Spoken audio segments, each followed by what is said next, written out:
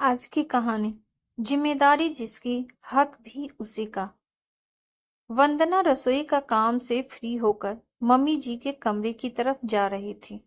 सोने से पहले सुबह की तैयारी करके रखना चाहती थी।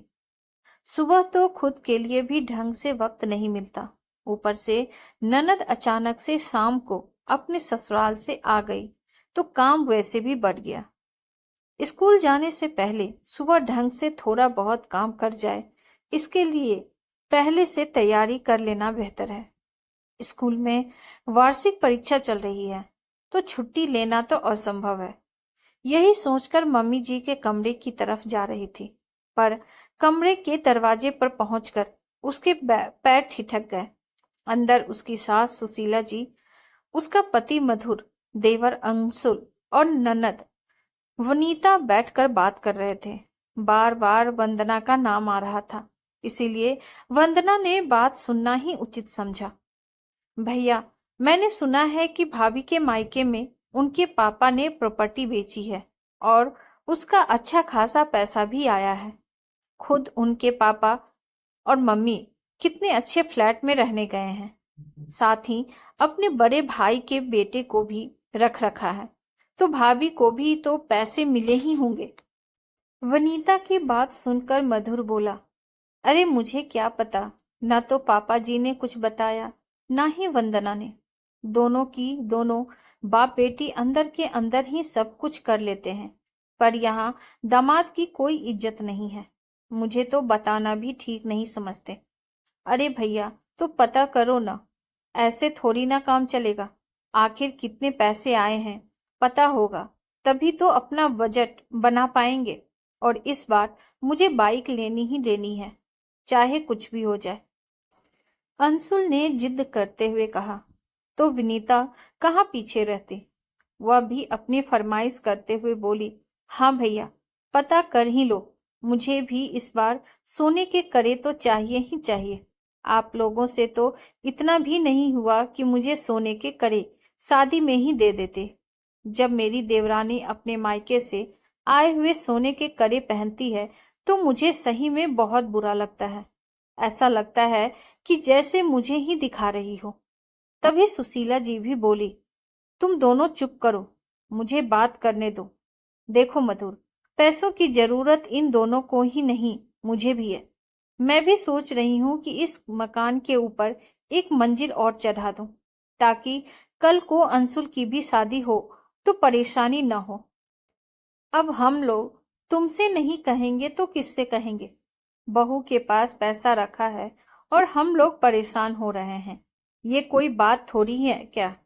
उल्टा जब पैसा हमारे पास हो तो हमें तो हमारे स्टैंडर्ड बनाना चाहिए। तुम अपने ससुर जी से पूछोगे तो अच्छा नहीं लगेगा, पर तुम वंदना से तो बात कर ही सकते हो ना, कि आखिर प्रॉपर्टी को बेचने पर कितना नफा हुआ है। आखिर वो अपने माता पिता की इकलौती बेटी है। आज नहीं तो कल सब कुछ तुम्हारा ही तो होना है। उनकी प्रॉपर्टी पर तुम्हारा भी पूरा अधिकार है। मुझे तो यकीन नहीं होता कि वंदना ने तुम्हें अभी तक कुछ नहीं बताया, और वंदना के ताऊ जी की बेटे को क्यों रख रखा है।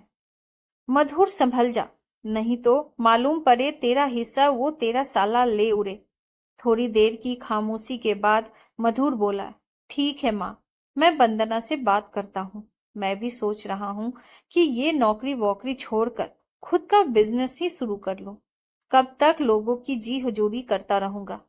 अब जरा बात करता हूँ कि कितने पैसे आए हैं, ताकि आगे की प्लानिंग कर सकूं। वंदना ने उसके आगे कुछ नहीं सुना। वो उल्टे पैर वापस अपने कमरे में आ गई। उन लोगों की बातें याद कर उसका सिर दर्द से फटा जा रहा था।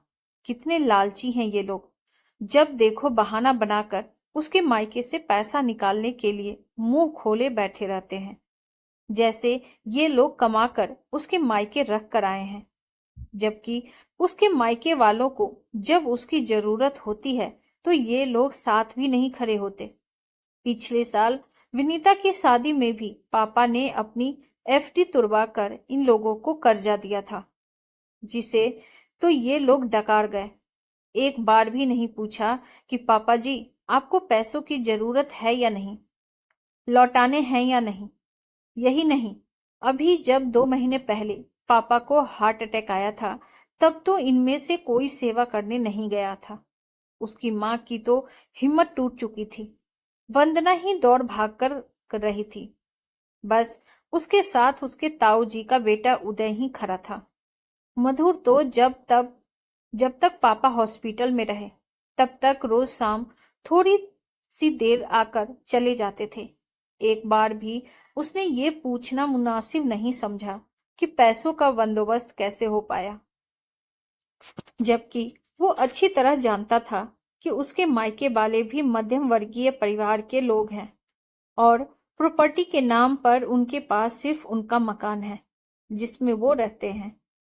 उस समय तो वंदना और उदय ने उधार लेकर पापा का इलाज कराया था, लेकिन पापा के इलाज होने के बाद पैसों को चुकाने के लिए अभी कुछ दिन पहले ही उन्होंने अपना मकान बेच दिया और बचे हुए पैसों में खुद के लिए फ्लैट लेकर उसमें रहने लगे। अब उसी बेचे हुए मकान के पैसे इन लोगों को नजर आ रहे थे। खैर, थोड़ी देर बाद अचानक सुशीला जी की आवाज आई, बहू जरा कमरे में आना तो। वंदना समझ गई कि उससे पैसा निकालने की रूपरेखा तैयार कर ली गई है। अब उसे बुलाया जा रहा है। वो उठ करके सुशीला जी के कमरे में गई तो सुशीला जी की जगह मधुर ने कहा, वंदना, मैंने सुना है कि तुम्हारे पापा ने अपना मकान बेच दिया है और वो फ्लैट लेकर रह रहे हैं। साथ ही उदय को भी अपने पास रख रखा है। हाँ, अभी कुछ दिन पहले ही बेचा है। आखिर कर्जा चुकाना था। उनका कौन सा बेटा बैठा हुआ है जो उनके कर्जे चुकाएगा या उनकी बीमारी का इलाज करवाएगा। और रही बात उदय की, तो अभी पापा को अकेला नहीं छोड़ा जा सकता। हाँ, वो तो ठीक है, लेकिन कितने में बेचा? आखिर मैं दामाद हूँ, इतना हक तो मेरा भी बनता है कि मैं भी जानूं कि पापा जी प्रॉपर्टी बेच रहे हैं या कहीं फ्लैट ले रहे हैं। उनके पास कुछ बचा है या नहीं? अरे हाँ, आप तो दामाद हैं, आपका तो हक है सब कुछ जानने का। चलिए मैं बता देती हूँ आपको। पापा के इलाज में काफी पैसा खर्च हो गया था, जो कर्जा लेकर के किया गया था।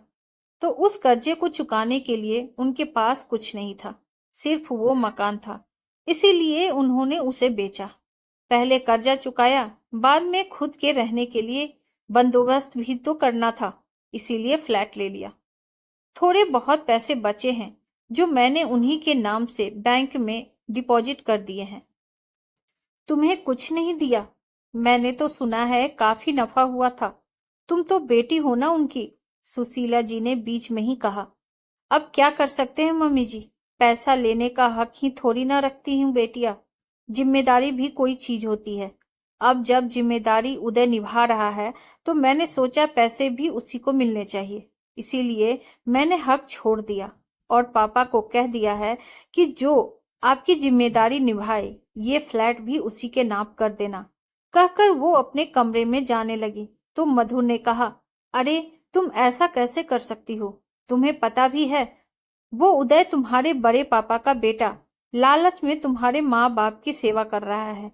लालच में ही सही, कम से कम मेरे माँ और पापा की सेवा तो हो रही है।